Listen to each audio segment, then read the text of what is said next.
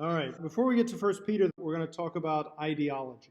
And this is going to be based on Rikki Watts. Watts suggests that ideology is that all-pervasive interpretive framework by which a group not only understands itself, but also justifies and projects itself over against other groups. Okay? So ideology is what binds us together as a group.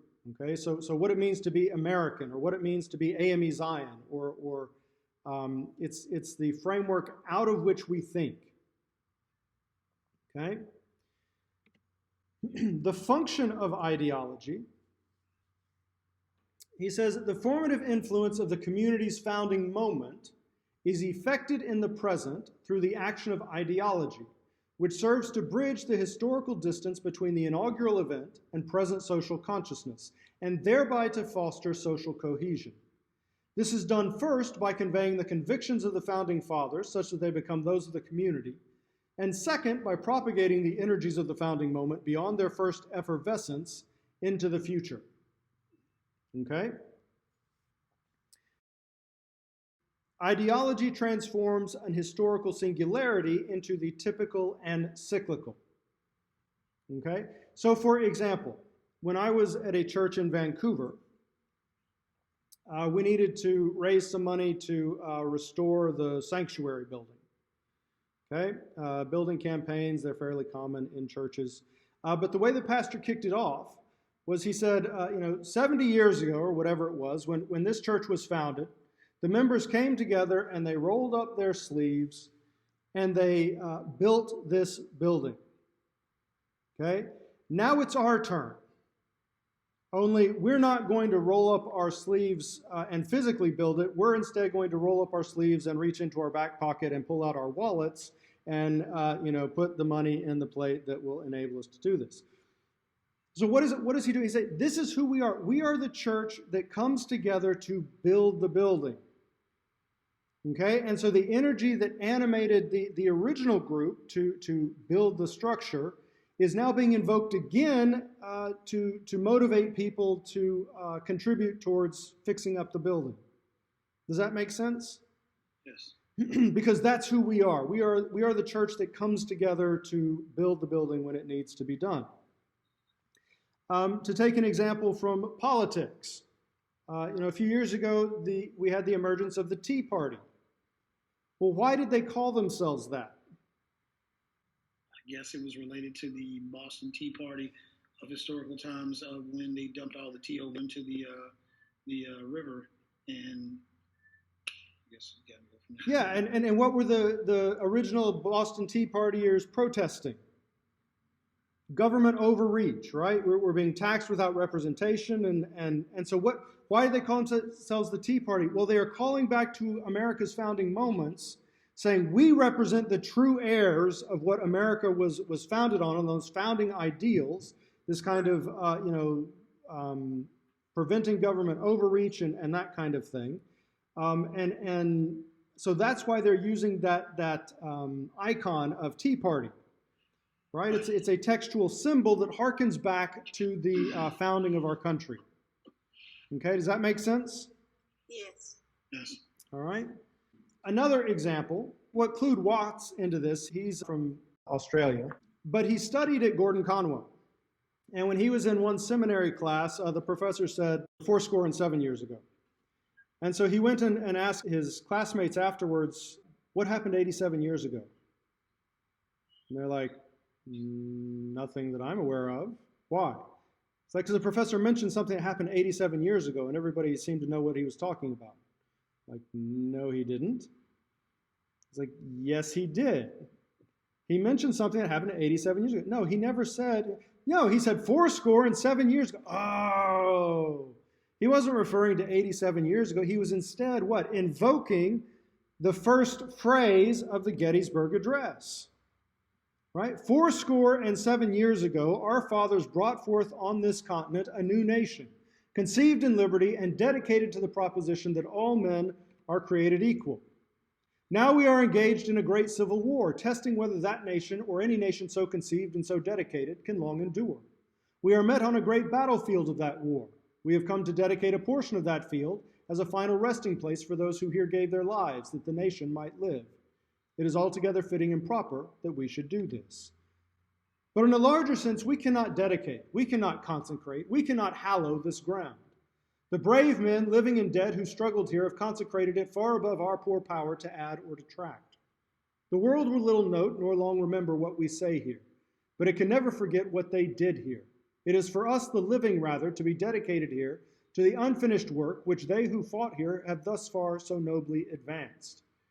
It is rather for us to be here dedicated to the great task remaining before us, that from these honored dead we take increased devotion to that cause for which they gave the last full measure of devotion, that we here highly resolve that these dead shall not have died in vain, that this nation under God shall have a new birth of freedom, and the government of the people, by the people, for the people, shall not perish from the earth.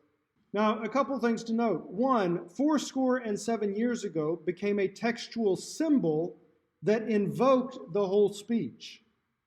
Okay? It's not a reference to 87 years ago. Also, note what Lincoln is doing here. He is himself referring back to the founding of the nation, drawing upon those energies, saying we're essentially doing the same thing. We are giving rebirth to the freedom that was birthed at the beginning of our nation. Okay, that's what the 87 years ago, back at the founding of our nation. So Lincoln is himself doing that here. Okay, does that make sense? Yeah. Okay.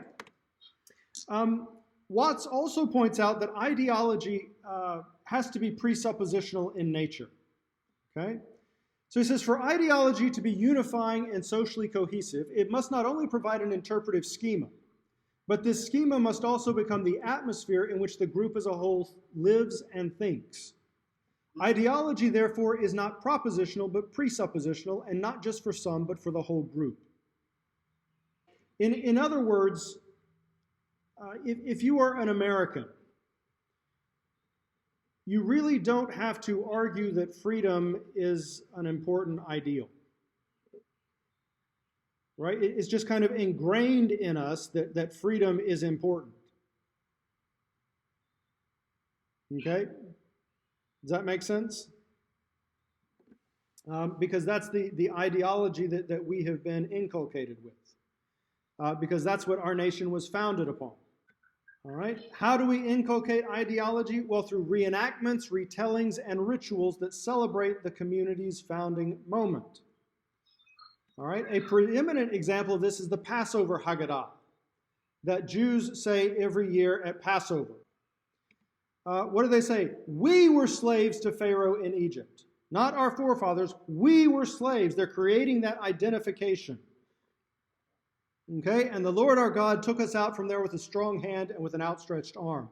If the Holy One, blessed be He, had not taken our fathers out of Egypt, then we, our children, and our children's children would have remained enslaved to Pharaoh in Egypt. Even if all of us were wise, all of us understanding, all of us knowing the Torah, we would still be obligated to discuss the Exodus from Egypt, and everyone who discusses the Exodus from Egypt at length is praiseworthy. Okay? So who are Israel? Well, they are the people whom God brings out of slavery through Exodus. And Exodus then ends up shaping everything about their society pretty much. Okay? If you think about America, how do we inculcate ideology? Well, through things like the Pledge of Allegiance.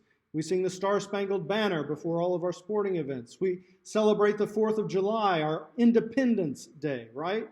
And these are annual, that at least is an annual reminder of what our country was founded upon. Okay? What about in the church? How do we inculcate ideology? Like our creeds and stuff, and our communion rituals and stuff. Yeah. We get together every Sunday, or at least we used to before we went into quarantine. Why? In part to remember who we are. Right? And then we celebrate communion and other rituals, baptism, things like that. We say creeds that create a continuity and that remind us again of what it is that we believe. We read Scripture, right? Because those things define who we are as the people of God. Watts goes on He says, since ideology constitutes the group's overall interpretive framework, its schematizing tendency inevitably impresses its categories on the community's understanding of its subsequent history, which itself is also simplified and schematized. In other words, ideology, because it's got to link everybody, is not some scholarly analysis with lots of footnotes, and it's got to be kind of basic, schema. Okay, so for example, Israel's view of her history, at least as recorded in its scriptures, seems then to be structured around several major events or periods: creation, patriarchs, Exodus, conquest, monarchy, exile, return, with the culmination to be found in some sort of expectation of a greater restoration. Interestingly, in nearly every case, these events are related to key personalities. For example, Adam, Abraham, Moses, Joshua, David, Solomon, various prophets, and apparently some sort of messianic figure. Furthermore, these events themselves tend to be described in ways which bring out their continuity with the concerns, themes, and trajectories of the founding moment. Okay?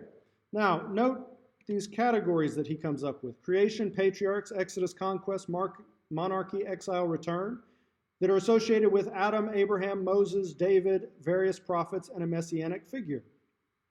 Does that sound familiar? Like the thing we did last class? Yes, exactly. Exactly. The framework. It's using this kind of schemified understanding of Israel's history that's focused around key figures and big periods. Okay? He then points out this quasi-hierarchical relationship of ideology's iconic and symbolic shorthand facilitates identification of precise areas of ideology's map. Certain icons or symbols, either singly or in combination, indicate which general event within the overall schema is in view, while others, once the general event has been identified, serve to focus attention more precisely on a particular aspect of that event. In other words, ideology can function like a map. Okay? Some icons can give you the big picture of where you are in the map, which map we're using, while others pinpoint where you are. Okay? So, for example, we talked about in 1 Corinthians, it seems to be using an Exodus schema, but within that Exodus schema, it pinpoints where are the Corinthians. They're in the post-Sinai wilderness, right? So within Exodus, you can then pinpoint more precisely where you are. Now, what happens in times of crisis? It is when the realities actually experienced by the group are unassimilable through the principal schema, when novelty seriously threatens the possibility for the group to recognize itself, that new interpretations or even formulations of the regnant ideology become imperative. At this point, ideology is no longer quiescent, but its opinions, forced by events from the shadows into the foreground of more conscious thought, must in some way be defended if they are to continue as opinions. So, for example, we talked about freedom being kind of a natural attribute that we prize as Americans. Well, right now we're facing a crisis that is causing the government to impose limits on our freedoms, right? And so now we're having these discussions about, well, is freedom ultimately what we're about, or are there other things that come into play? Does that make sense? And so we're having this debate about whether we should mandate that everybody has to stay at home, or whether it's okay for some to come out and work, and those kinds of things. We're also similar kinds of conversations over FISA authority. What level of government intrusion into private lives is acceptable in a country founded on freedom?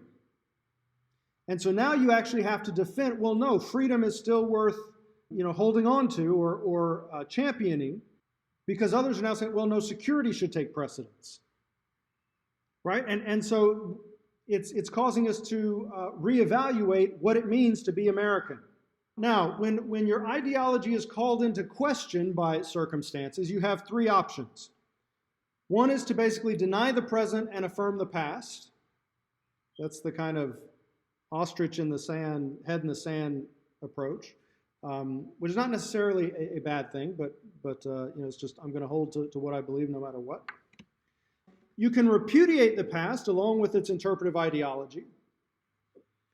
Or you can attempt to reconfigure or reinterpret the ideological schema in order to demonstrate that the group's ideology can actually account for the present. So, for example, the destruction of the temple and exile. Right? Israel understood themselves to be God's people, and his presence was invested in the temple such that other nations wouldn't be able to come against it. Except what happened? Other nations came against it and destroyed it. So what do you do with that? Well, as an Israelite, you could deny the present and affirm the past. Well, no, it doesn't matter. God's still with us. Whatever happened, happened. But this is like the rabbis who continue to debate the intricacies of sacrifice, even after the temple has been destroyed. It's not because they're getting ready to go out and do sacrifice. It's just because they're, in anticipation of it being started again one day. Option 2 is to repudiate the past along with its interpretive ideology. Well, obviously, that whole thing about God was wrong. Forget that. I'm done with that. Okay? You see this a lot with kids who grow up in more fundamentalist homes that go off to college and then have professors who point out issues with the Bible. And then what happens? They say, well, I was lied to my whole life. Forget that whole religion thing. I'm done with Christianity. Right? Or you could attempt to reconfigure or reinterpret the schema to show how it still accounts for the community's present. So, for example, the prophets say, look, God's going to come and judge us because we've been sinful. So it's not a comment on his power, it's a comment on our sinfulness when we get conquered by other nations. Right? Or again, the conquest narratives. Okay, so you've got archaeologists who come along and say, well, we found absolutely no evidence of the conquest that is described in Joshua. Well, how do people respond to that? Well, some say, well, those are just academic scholars. Forget them. I know what my Bible says. Okay, that's option 1.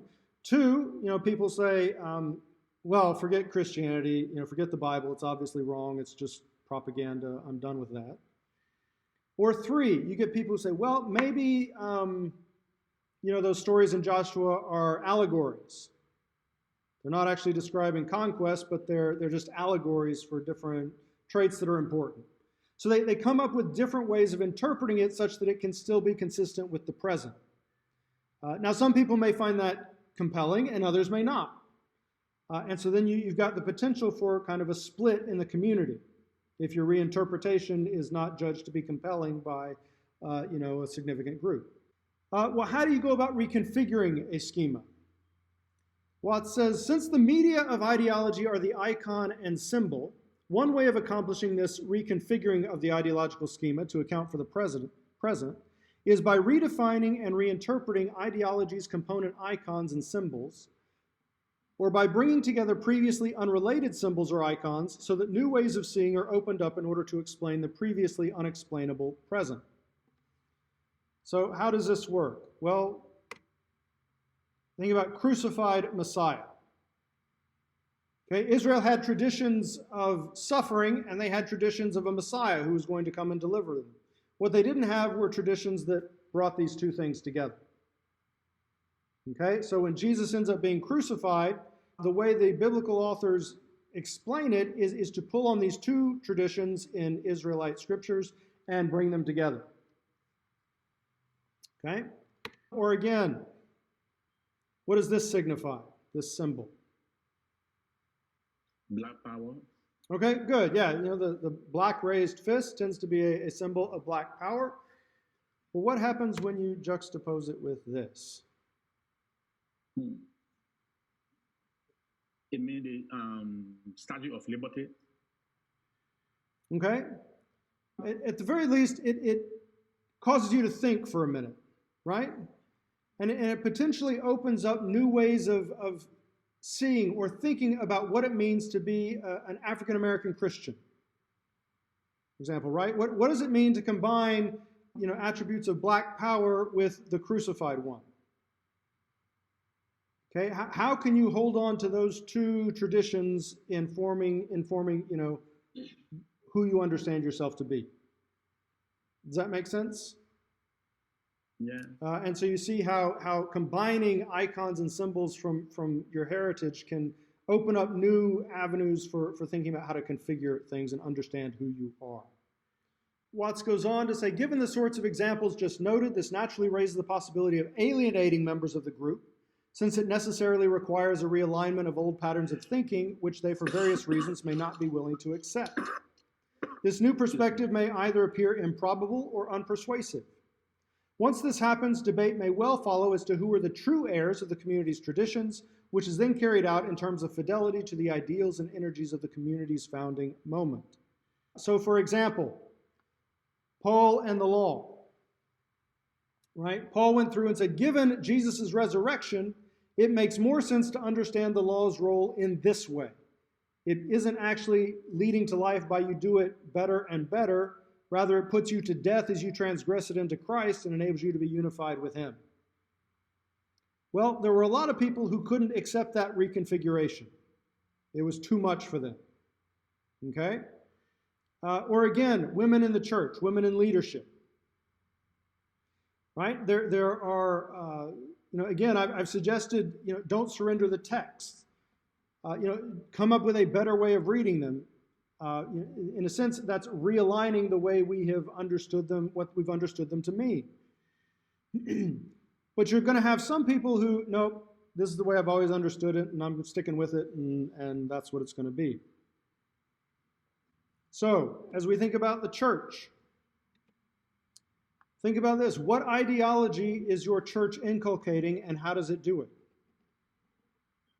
Have you noticed that when churches switch from hymnals to projecting words on a screen, many times the older members don't like that change?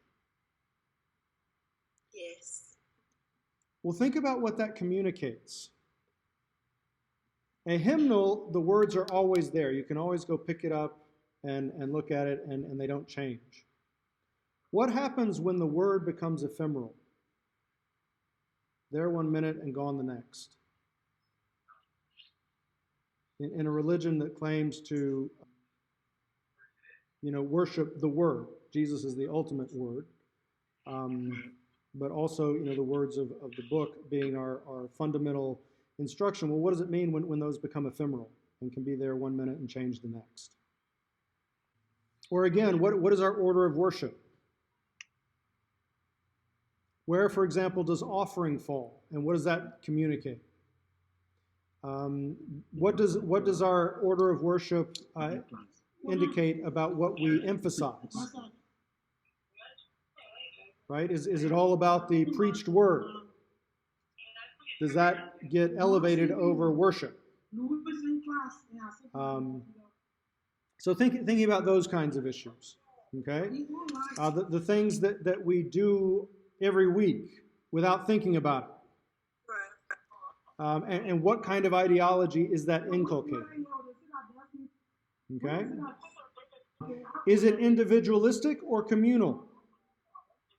What does it communicate when everybody gets their own little cup and their own little wafer? That is about the individual. Versus everybody coming up and taking from one loaf. That is the community up there. Right? Yeah, and again, it's not to say one is right or one is wrong, but think about what you're actually communicating and inculcating through these rites and practices. Does that make sense? Yes. And then again, think about what rites do we do that reinforce the church's ideology. How do you broach change in a tradition-bound congregation? Tell us, Dr. Trick. What I would say, and I'll do this quickly, is try to show them that the change you're suggesting is actually more consistent with who they know themselves to be. Right? So if you come in and say, look, you're doing this wrong, this is how we need to do it, they're going to take that as an attack on themselves and who they know themselves to be as members of such and such church.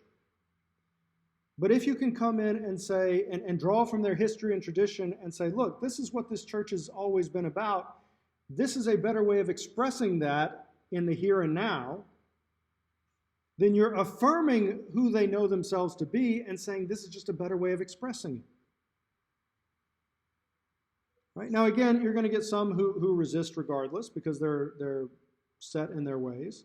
But that's a better way to get people on board with what you're doing than coming in and directly challenging who they understand themselves to be.